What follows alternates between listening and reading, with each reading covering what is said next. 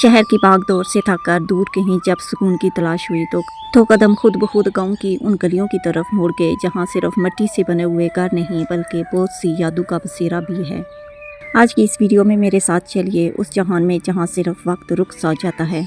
बिस्मिल्लाहिर्रहमानिर्रहीम, अस्सलाम वालेकुम एवरीवन। आज की वीडियो में मैं आपको गाँव की वो खूबसूरत गलियाँ और वो पुरानी यादें दिखाऊंगी शायद हम शहर की चकाचौंध में कहीं भूल चुके हैं, जहाँ आपकी सुबह शहर वाली शोर-गुल जैसी नहीं होती बल्कि परिंदों की चहकती हुई आवाज़ और गांव की ताज़ा आवाज़ से होती है। गांव के लोगों का खुलूस और प्यार मोहब्बत देखकर जो दिल को सुकून मिलता है वो कहीं और नहीं। गांव के खेतों की मिट्टी की खुशबू और उनका एहसास ही असल ज़िंदगी है। आज भी गांव की वो गलियां याद हैं जहां हम सब मिलकर खेला कूदा करते थे, लेकिन आजकल सब कुछ बदल गया है और गांव की मिट्टी की खुशबू नहीं बदली। और मेरे बैकग्राउंड में जो आवाज़ आ रही है वो भी आपको गांव में ही सुनने को मिलती है ज़्यादातर। ये देखिए हमारी मुर्गी और उसके नन्हे से बच्चे कैसी शरारतें कर रहे हैं। और इधर आ गई है हमारी मानो जो कि सो कर जागती नहीं है। इसका काम सिर्फ सोना, खाना पीना और बैठना होता है। ऐसा लगता है कि ये भी गाँव की पुरसुकून हवा का मज़ा ले रही है।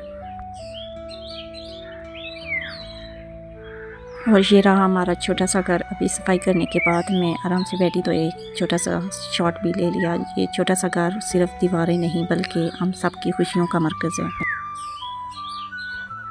गांव में सुबह सुबह जो परिंदों की आवाज़ और मुर्गियों की आवाज़ें, मुर्गों की आवाज़ें होती हैं ना, वो सुनकर तो दिल और भी ज़्यादा पुरसुकून महसूस होता है। दिल को और खुशी सी महसूस होती है कि अल्हम्दुलिल्लाह एक नई सुबह का आगाज़ हो चुका है। हमारी मुर्गियाँ जो थीं वो 4 मुर्गियाँ थीं। अब ये देखें एक और मेहमान हमारे घर आ गया है। इसे तो सब मारते ही हैं अभी। और ये फूल हमारे गुलदुपहरी के खिल चुके हैं। अभी इस सीज़न में बहुत ज़्यादा फूल खिलते हैं गुलदुपहरी के। एक बार फिर मानो आ गई है शरारतें करते हुए और बिल्कुल खुशगवार मूड में बस यहीं चाह रही है कि मेरे साथ बस कोई खेलता रहे इस वक्त।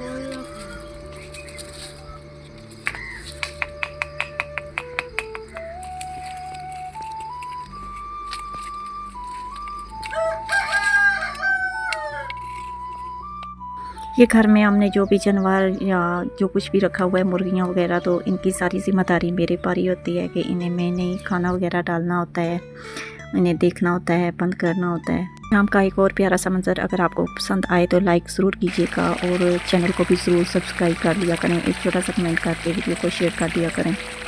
यहाँ पे हमारा गोश्त जो है वो तैयार होने को है और ये हड्डी वाली बड़ी बड़ी बोटियाँ थी तो वो मैंने 3 जो है ना वो प्लेट में निकाल ली थी।